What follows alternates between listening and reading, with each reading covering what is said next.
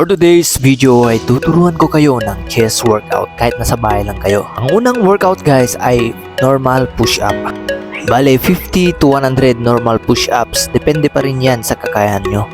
Sets until failure at 1 minute rest between sets. Lock elbow, tapos squeeze nyo guys, i-feel nyo yung chest nyo. Ayan.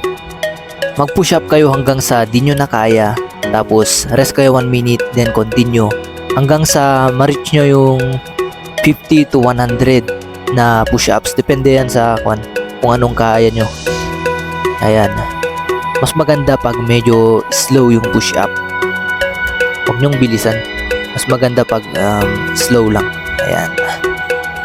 Then after ng normal push-ups ay mag-rest kayo kahit na 2 minutes. Then proceed na kayo sa next workout.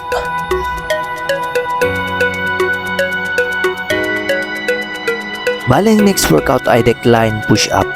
Ang target muscle nito ay more on upper chest guys. Ang push-ups guys ay hindi lang chest yung tinatamaan.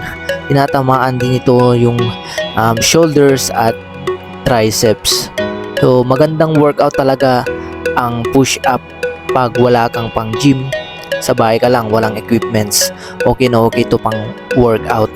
Basta consistent ka lang, may proper rest at proper diet. Itong ikatlong workout ay yung inclined push-up. Target na to more on lower chest. Ayan guys. 1 minute rest pa rin. Sets until failure. 50 to 100 total reps. Kayang-kaya niyan. Ayan. Gawin nyo to twice a week. 48 to 72 hours of rest. Dapat may progressive overload. Thank you for watching guys. Thank you for watching. Like, share, subscribe and hit the notification bell button.